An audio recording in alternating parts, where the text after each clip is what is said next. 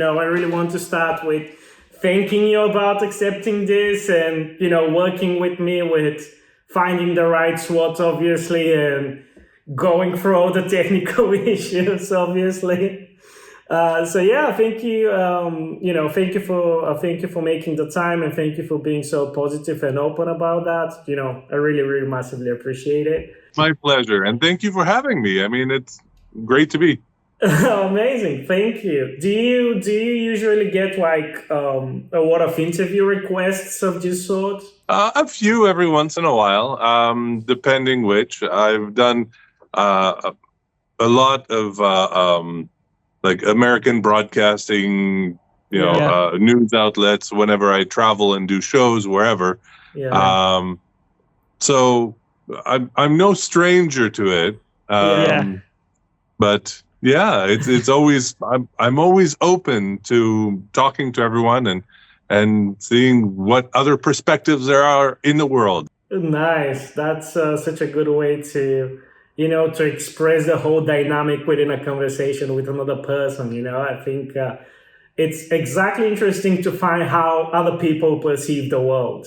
I think that's so rare. I was so happy when I came across you and your work, because, I've been recently very much captivated, obviously, by art in general.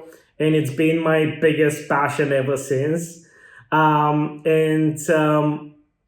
think you are the first person that is really experienced in this area and that has such a great outlook on everything that goes to this field. And I'm so, interested just to pick your brains. And as you've said, I think that's such a good wording to perceive the world through your eyes,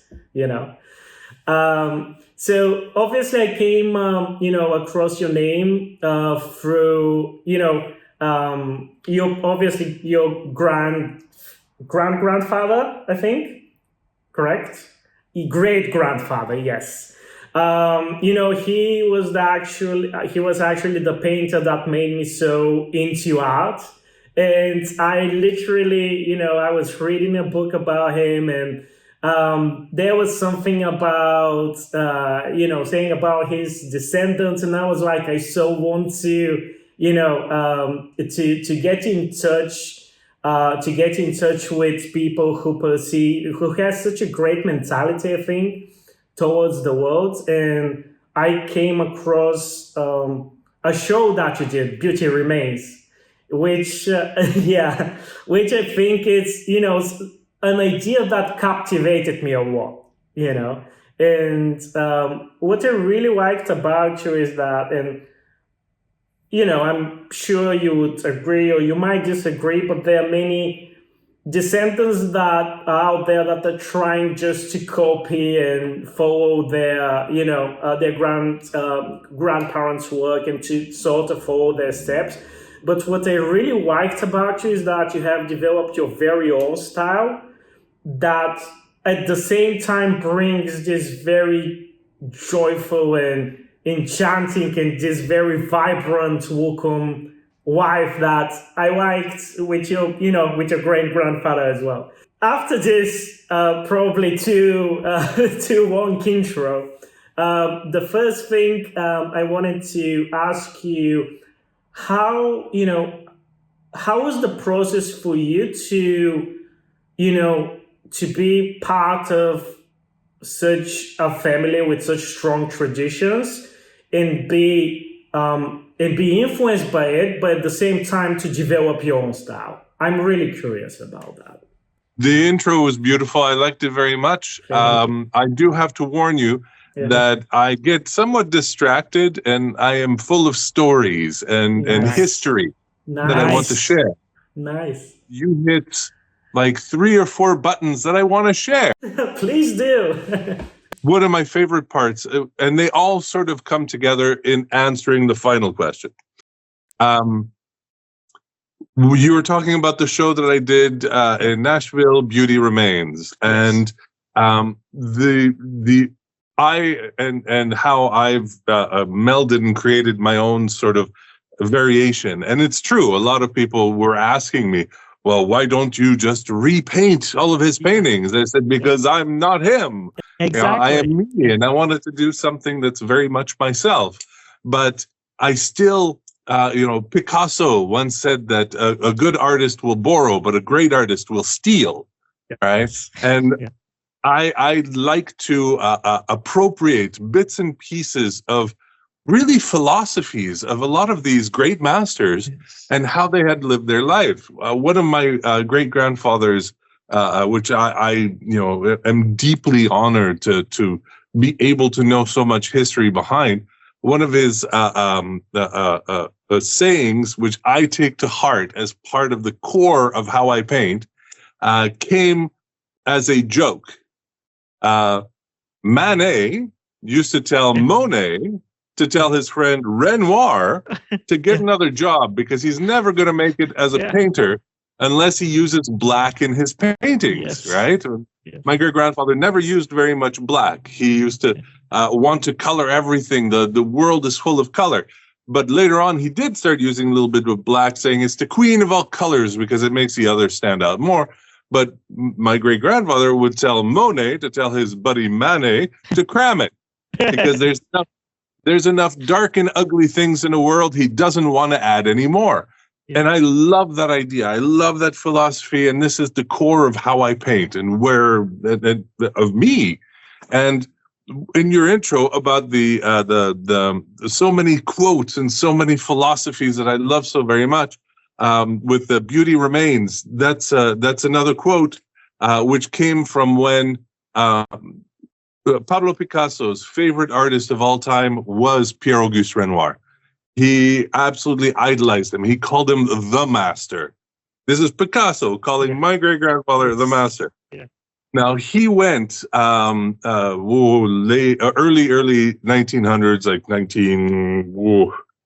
I'd say somewhere about 1910-ish, 1912, went to go see my great-grandfather paint. And it was there's a big story that sort of goes along with it. And he gets there, and my great-grandfather is very old, and his hands are gnarled because he had horrible arthritis, right? And he is painting. He's still painting, and Pablo Picasso looks at him, and he's watching this. My great-grandfather held his paintbrush to the day he died. He never tied it on. People say that. It's not true. The two things he did till the day he died was hold his own paintbrush and roll his own cigarettes because he didn't want somebody else to slobber on them. But Pablo Picasso looks at him struggling, holding the paintbrush and painting, and there's obvious pain on his face as he's painting. My great-grandfather is old, and he's in his wheelchair, and he's still working. And Picasso goes, well, I mean, doesn't it hurt? He goes, of course, but the pain will fade. The beauty will remain. And I love that idea. And it's true, of all the things that happened in the world and in life, if I can paint a happy, a bright, a light moment in time that somebody can, have in their peripheral to lighten their day. And if it brightens their day just a little bit, then I've done my job. And I don't remember if I answered your question, but there it is. You absolutely did. And I think you encapsulated everything that I found fascinating in art in general. Because it gives you, such a strong virtue towards what life truly is about.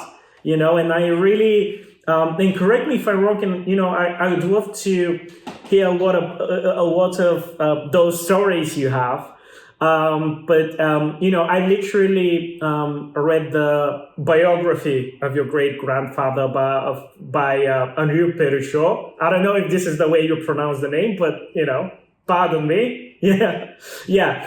And in comparison with all of his colleagues in this area, he was such a positive and vibrant and alive person, which I really like. And do you feel something like that in yourself? Do you think you share this mentality as well? I mean, kind of. Yeah. But yes, the world is vastly different for what he Yeah, had to do. absolutely. Absolutely. I am global. I mean, right now we are almost on opposite sides of the planet, and we're Yes. having an amazing conversation. This is something that is it's a beautiful thing. Oh, there's so many stories I could tell you about his time and his life, Yeah. and then compare it to mine. You know, I also have a great set of friends that are also, you know, painters and sculptors and everything, that in time, maybe 100 years from now, you know, people will be having a cast on us. I don't Yes. know. And you know, I never want to presume that something like this would be for me, but you know, we hang out, we eat, we drink, we talk art, we talk technique, we talk everything. And the thing is, all those old masters did the exact same thing. They all hung out. The one of my favorite Pierre-Auguste Renoir paintings is the Luncheon of the Boating Party, right? Yeah. Iconic. Now, what a lot of people don't understand is that painting was made as a reply to, oh wow, how do I even put it? The newspaper in Paris, Le Figaro, had published an article that coined the term Impressionism. Impressionism was meant as an insult, sort of. Yeah. The interviewer said, or not the interviewer, the article, a person had put in that these people, they're not Barbizon, they're not realists, no, they're not classically trained, they only make impressions of things, they're impressionists, and it stuck. Now, he said that these people, they just paint off the cuff. There's no planning, there's nothing. My great-grandfather spent 6 months planning how to paint the Luncheon of the Boating Party, and it took him months on end to actually paint it. Everyone came in separately. There's all friends and families and models from everywhere. The location itself was a cafe called Café Fournaise, which still exists in Paris. You have to make like a reservation months ahead of time. And you have a luncheon in this, like right there. And the thing was, that location was where they all hung out. The owner, Alphonse and Alphonsine Fournaise, brother and sister who owned the cafe, would allow all the impressionists, all the painters to pay for their tabs in paintings. Which it sounds like a good idea. Very entrepreneurial, yeah. Unfortunately, they didn't think it was worth anything, so they got rid of the paintings and died penniless. But all in all, you know, like the camaraderie, the joy and the sharing, I do have that in my life, but it's vastly different because my world is so much bigger. I've got friends all over the world, and you know, I travel all over the world, and I get to see them once in a great while. But it's like this amazing, extra large, you know, space for exploration and joy that I am privileged to have.